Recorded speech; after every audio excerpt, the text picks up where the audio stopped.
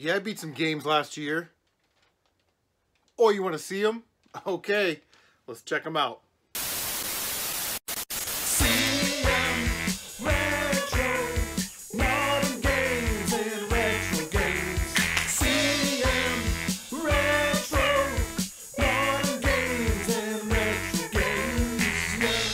What is going on, everybody? Welcome to the channel here. Wow, this is going to be one of the last videos that I make in 2018, as today is the 31st. So, wow, as we look forward to 2019, I want to take a look back and check out all the games that I beat in 2018. Now, typically I do one of these videos every year, and I just kind of showcase the top 5, but there's sort of been a spike, I think, in these types of videos. Dat Game Collector did one, Captain Algebra, T-Belly, you know, showing off the games that they beat that year.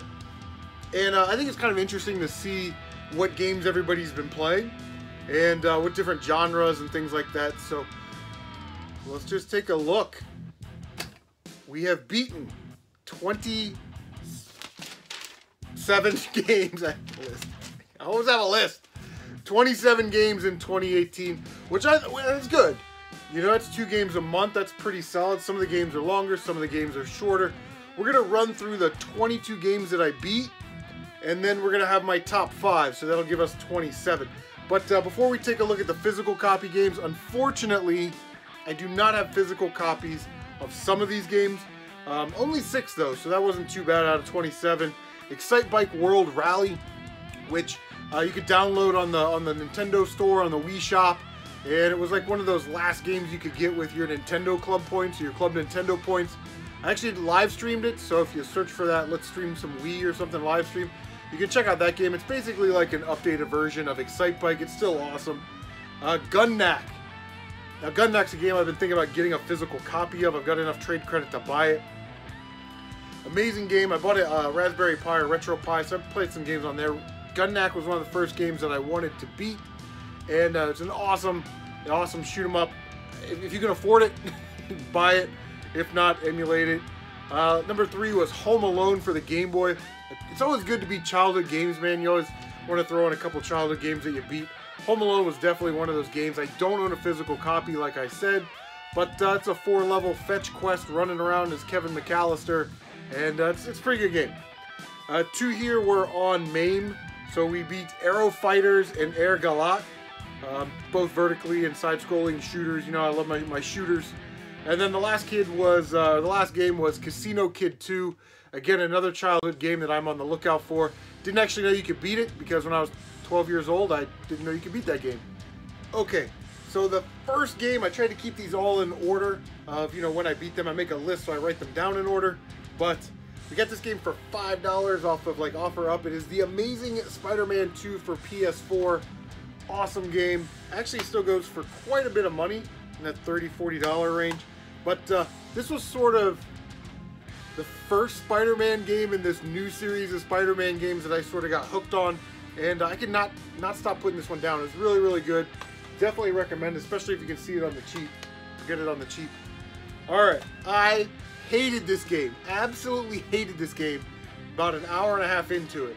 That is Shovel Knight. Now, I finished this game and I thought, wow, that was a great game. But the first hour and a half, 2 hours, when you don't know what you're doing, your controls are still kind of clunky. God, I wanted to throw that game against the wall, and I was like, what's everybody hyping this thing about? But in the end, it was a really good game. You know, you level up and you get some weapons, and you know, get some health upgrades and all that stuff, and it actually becomes an enjoyable game. Got this game right here sent to me by the Lord of the live streams, Uncle Strange, and it is Rise of the Tomb Raider 20-year celebration. Love this game. I actually have the other Tomb Raider game up there somewhere right here, the definitive edition that Uncle Strange also sent me. It's on the docket to play like tomorrow on the first part of the year. What I really liked about this game is how they sort of changed the formula of Tomb Raider a little bit. It used to be you go to the tomb, you do all the stuff you're supposed to do, it triggers a cutscene, something happens, you go to another tomb or another location. This is more of an open world type game, so if you like those types of games, you know, Horizon Zero Dawn, you know, Spider-Man, Grand Theft Auto, this is probably the Tomb Raider game for you. And a lot of the times the tombs are like the side quests, which is kind of neat. Like I said earlier, when we're talking about Casino Kid 2 and Home Alone, it's fun to beat some of those childhood games. The Blue Marlin picked up this game this year for like $6. It's, you know, one of the last games I need for my childhood collection. And again, when I was a kid, I didn't really know that you could beat this, but it's a tournament and it's like 3 or 4 days and you have to catch a certain size fish or bigger for the day, you know, to advance to the next round. And it's got some RPG elements to it. You like level up your endurance and all that other stuff, but awesome game if you can find it on the cheap. Here's another childhood game. I probably should have taken this out of the case first. But it is Batman on the Game Boy. I could never get past the last level, and then, you know, I played it, and we finally beat this game. Yeah, awesome game. You know, the Game Boy's got a, who was I telling earlier? Captain Algebra. That the Game Boy's got a really underrated library of games, and it's got an awesome sound chip to it, so the games are really good. They sound really good. When I bought this game, I thought, oh, it's a Crave game. Crave games are generally pretty good. I actually like this movie. It is Elf on the Game Boy Advance. It's not a good game. It's not a bad game. You just have to keep in mind that it's a kid's game, so there's sort of that to deal with. Very short. There's a level where you're going to jump from iceberg to iceberg, and, you know, hit detection on those types of games aren't that great. So it took me a while to beat that game, or that level. The rest of the game is actually pretty easy. Couldn't believe I hadn't beaten this yet. The new Super Mario Bros. Wii. Yeah, another 2D side-scrolling Mario game. At this point in my video gaming career, these games are sort of like ho-hum. You know what I mean? You just kind of play through them. It was a good game. I like the new power-ups with the propeller hat and the ice ball stuff and the penguin suit. I thought those were really cool, but all in all, it's just sort of another Mario game, you know, to add to the belt, notch on the belt. But this game right here, this was the last game that I bought from Toys R Us, the last thing that I bought from Toys R Us ever. It is Transformers Devastation on the PlayStation 4. I kept my my Toys R Us receipt in there, so we'll have that forever and ever. Really good game, beat 'em up, Dynasty Warrior style, I guess. I think it's really cool. You can play as a couple of different Transformers like Grimlock, Optimus, Bumblebee, and Sideswipe, I think. And they all have different powers and abilities, which is awesome. Kind of breaks it up a little bit. I think I picked up this game this year or last year in a lot. I can't actually remember, but it is Pandemonium for the PlayStation 1. Very cool game, you know. The PlayStation may not have done 3D that well, but these 2.5D games, the PlayStation 1 did amazingly, and Pandemonium is no exception. It's a difficult game, don't get me wrong. This game is pretty hard, but it is a Crystal Dynamics game for what that's worth. There is a second one that I hope that I get to play through this year. It's a lot of like jumping around and collecting, and you know, it's pretty awesome. I won this in an auction on eBay. Very happy to have it. It is Project S11 for the Game Boy Color. It's a shoot 'em up game. It's not overly impressive, but it's fun to play. It's got sort of a momentum physics where, you know, if you're on the left side of the screen and you push to the right, you kind of start moving slowly, and then all of a sudden you pick up speed as you go. So, you know, it's sort of all those shooters have like a gimmick. You know what I mean? If you can figure out the gimmick and how to use it, you're generally okay. But Project S11 was really good. I got it cheap. I got it for like $6 or something. Another Radical Reggie recommendation is Blender Bros. I was at the pawn shop. I think I got that for 15 or 18 bucks or something. And it's a cutesy little platformer. Reggie really seemed to like it. I thought it was okay. You know, I mean, it's not the best game ever, but it was actually really cool. And apparently it's not very common, so always cool to add that to the collection. Now, I got this game at Goodwill for $2.99 like 2 or 3 years ago. I just never played it. It is Punky Skunk for the Sony PlayStation 1. Again, it's a, it just says, Punky ain't your typical mascot with an attitude. A lot of attitude back then on your characters or your mascots. But Punky Skunk, you should be able to beat it your first playthrough. You know, it's not a very long game. The boss fights are a little interesting. Like one of the boss fights, you have to play like volleyball. So it's just kind of weird. Picked this game up, the Sega Genesis Classics collection. I thought, man, that'd be cool to have all those games. you know, and be able to live stream them anytime I wanted to on my PS4. But we beat Biohazard Battle and Wonder Boy and Monster World, both awesome games, both very difficult. If it wasn't for the rewind feature, I probably wouldn't have the patience to beat those games, so it's good that they added that feature in for old guys like us that don't have the time or the patience, and we can just back up a little bit and fix our mistakes. But yeah, if you're into compilation discs, this is a pretty good one, and comes with a poster. So if you're buying one used, make sure you get the poster. Another childhood game that I was happy to cross off the list this year. I mentioned it in video 3 Nintendo games or retro games that I've never beaten, and this was one of them. It was Jackal for the NES. You know, when we were kids, we could always make it to the final level, or sometimes even up to the final boss. I tried to play it a little bit earlier in the year, played it, you know, a couple years back. Just could never finish it. We actually beat this on a live stream, and a lot of you guys were there to support me. So thank you guys so much for that. And like I said, man, it's always fun beating those childhood games. A game that I was actually very, very hyped to play, gets a lot of love. I watched Uncle Strange live stream some of it, but I actually didn't watch too much of the live streams because I wanted to play it and sort of experience it for myself. Picked it up at GameStop for like $14, which is an absolute steal for this game. But it is Horizon Zero Dawn. This is the complete edition. I love this game. I loved all the side quests, all the, you know, extra little missions and things that you could do.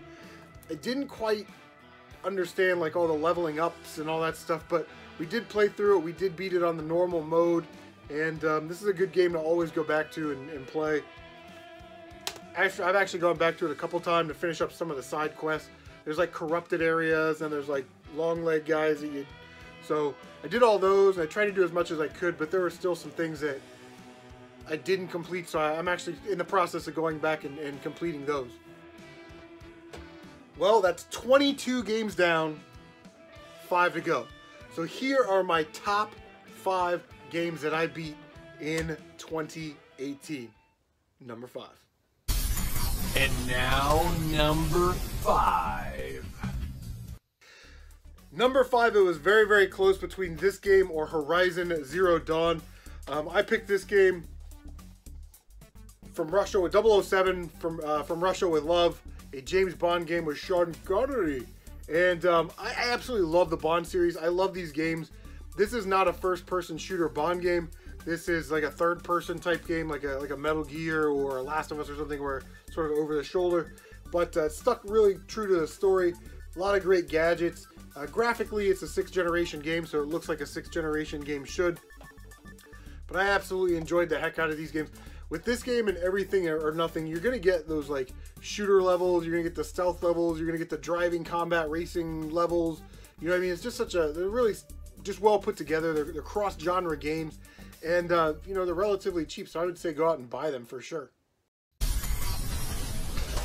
Number 4. Okay, coming in at number 4, I have a little controversy maybe in the comments section about this one. Number 4, Marvel's Spider-Man for the PlayStation 4. Love this game. It was awesome. I dug the story. I dug all the power-ups and stuff.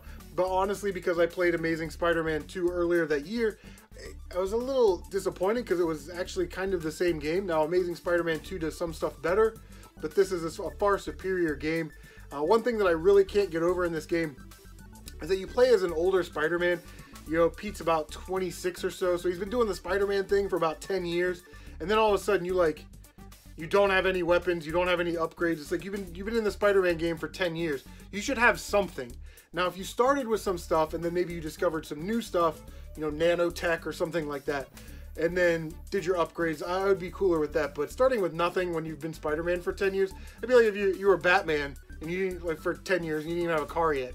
You know what I mean? But it was a great game. I thought that they introduced this new Sinister Six idea a little late in the game. I'd like to see it a little bit earlier in the game, but there's a lot of stuff to see, a lot of stuff to do. All the Avengers, Avengers Towers in there, a lot of collectibles, all different kinds of stuff. Highly recommend this game. Number 3. Coming in at number 3 is a game that I picked up in that same sort of time frame that I picked up Blender Bros and a couple other games from that pawn shop. I saw this in there. I was like, heck yeah, I'll have that. I think I got it for $10 or something. I got it super cheap. But it's Castlevania Circle of the Moon. So I've only beaten a couple Castlevania games in my time. Castlevania 2 when I was a kid and I cheated like hell. And Castlevania Dracula X Chronicles on the PSP, which I have a no death run on my channel if you want to check that out. So I've never really played one of these Metroidvania style Castlevania games. And I thought, man, it looks pretty cool. So I watched a couple reviews on it and I went back to the pawn shop, picked it up. It looked awesome. And it was awesome, man. It's awesome. Did I say it's awesome? Anyway, this awesome game. And, you know, you go over here to grab this thing, and then you go over there to fight the boss, and you got to fight your way back, and the entire time you're leveling up and, you know, trying to avoid bad guys and stuff like that. It doesn't really do anything for the Castlevania, the Metroidvania mold. It's sort of standard fare, but it was really good. I really enjoyed playing it, and it's definitely worth adding to your collection. Number 2. Coming in at number 2. I really enjoyed this game. I want to go back and play it. I want to get it on the PS4 though, but that game is one of Rockstar's finer games in my opinion. L.A. Noire.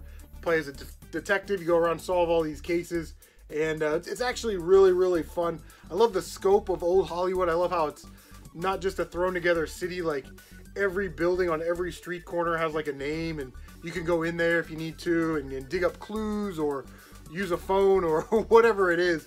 And I just really enjoyed this game. You're solving thefts and murders, and it was just amazing. Now the ending is a little something that was left to be desired, but I sort of like the not every hero gets carried out of battle on a shield mentality. You know what I mean? Like that's sort of par for the course for this time frame and this type of game. Like I said, I really loved it. I wanted to get on PS4 and live stream it, and because this is a great audience participation game. Basically, what happens is you bring a suspect in, and you ask them a question, and then they give you an answer, and you kind of read their face, or by the clues you've collected, you can kind of tell if they're lying or they're being truthful, and that's how you get more information or confessions out of them. And that'd just be fun to do as a live stream. Like, hey, what do you guys think in the stream? Is he lying? You know what I mean? So that's why L.A. Noire comes in at number 2. And finally, number 1. It is time. Here we go. The number 1 game that I beat in 2018. If you've been watching my channel for any length of time over the last couple months, you got to know that this game is coming. This game is awesome. You should go buy it right now. Horizon Chase Turbo on the PS4. Again, another Radical Reggie recommendation. I love this game. It's like Outrun meets Cruisin' meets Top Gear, and it is just done in a way that is absolutely gorgeous. I love the visual style. I love the cars. I love the soundtrack. Everything about this game. Pretty awesome. You can see back there, it's done in that 16-bit style, like an upgraded sort of 16-bit style. There's a world tour mode, an endurance mode, a tournament mode. There's so much content here. And, you guys bought it for, I think, 20 bucks online. If you want a physical copy of this game, you can only get it in Brazil. But we had a lot of fun live streaming that game. I think the turnout for that game on my live streams is really good. Roaming Dan bought a copy of that. Retro Heck bought a copy of that. I've talked about this game more with other people in the last 3 or 4 months than any other game in my collection or pickups or anything like that. So it is more than deserving to be the number 1 game that I beat in 2018. All right, that about wraps it up. Thank you guys so much for stopping by, checking out my list of games that I beat in 2018. As we look forward to 2019, just on my docket, I've got that Tomb Raider game. We've got some limited run games and stuff. I'm really looking forward to Last of Us 2. I want to make a run at some more childhood games that I did not beat, like DuckTales. On the PS3, I've got Deadpool. I've got 007 Bloodstone, which I got from Ty Lord Stevenson, that I really want to beat. I'm almost done with Little Samson, so maybe I can beat that in the next couple days and get an easy one on the list for next year. We started Secret of Mana. I don't know. Let me know what you guys want to play in 2019, and we will see you on the next one. Take care of yourselves.